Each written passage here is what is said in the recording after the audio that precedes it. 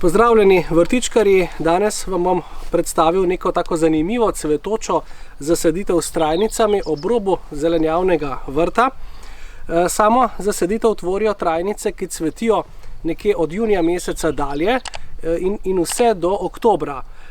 Ta zasaditev je narejena s trajnicami, ki predvsem privabljajo čebele in pa čmrlje v sadni in pa zelenjavni vrt. Začeli pa smo z navadnim slezom. Nadaljujemo s ameriškimi slamniki, ki lepo cvetijo nekje tekom poletja. Lahko jih uporabljamo tudi za kakšne domače tinkture. No, tule vidimo rumeno cvetoči rman s takimi večjimi cvetovi. Cveti vse od julija in pa do septembra. Zraste nekje do meter višine. Tole je špajka, ki cveti prav tako nekje od junija do septembra, čez poletje, zraste nekje 50 do 70 cm, zato je tudi na samem začetku. Tule vidimo mehiški ožep, cveti lepo v taki modri barvi. Tule je pa navadni bodoglavec. Bodoglavec, poznamo jih več sort, nekateri cvetijo v modri barvi s takimi okroglimi socvetji, cvetovi. Cveti vse nekje od julija pa nekje do avgusta. Ta sorta je v beli barvi. No, tule pa vidimo salvije. Salvia nemorosa cveti v vijolični barvi od junija do septembra. Salvije se lepo razrastajo in tvorijo take velike grmičaste trajnice, nekje do meter pa pol višine. No, tule pa vidimo vsem dobro poznana hermelika. Hermelika Herbststraube. Ona cveti nekje avgust in pa september v taki rdečkasti barvi.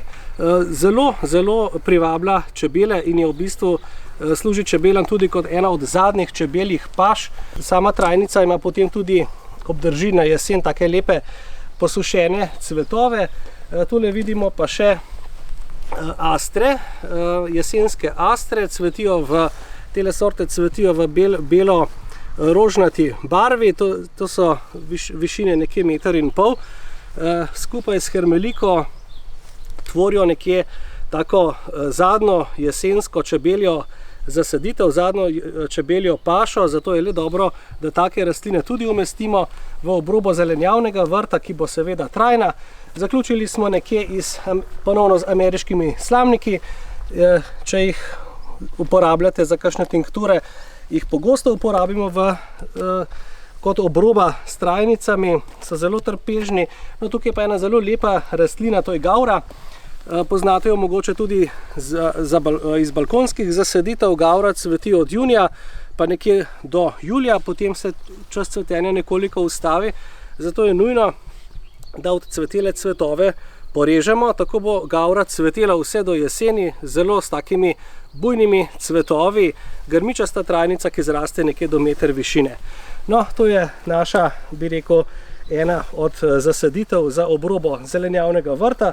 Ne pozabite tudi v zelenjavni vrt posaditi ali pa posajati kakšen ognjič, kapucinke, tagetes, nekateri imajo zelo radi tudi astre in pa cinije.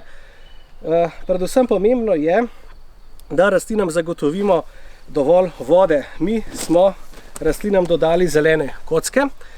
Zelene kocke v zemlji zadržujejo tudi do polovico vode, tako bo zalivanja manj. Vodo v vrtu raje uporabimo za plodovke in pa vrtnine. Tako poskrbimo z zelenimi kockami, da je vode dovolj. Rastline so bolj bujne, več je zelene mase, bolj bujnejše je tudi cvetenje, več imajo rastline hranil. Tako bomo uživali v vrtu, bi rekel, tudi z manj dela ob samem zalivanju, hkrati pa bomo imeli lep cvetoč vrt in pa seveda obilo pridelka. Moje ime je Primož Brezovec, veseli me, da vrtnarimo skupaj. Če so vam nasveti na zelenem svetu všeč, vas vabim, da nas spremljate na spletnem portalu Zeleni svet, Facebook profilu, Instagramu in pa YouTube kanalu.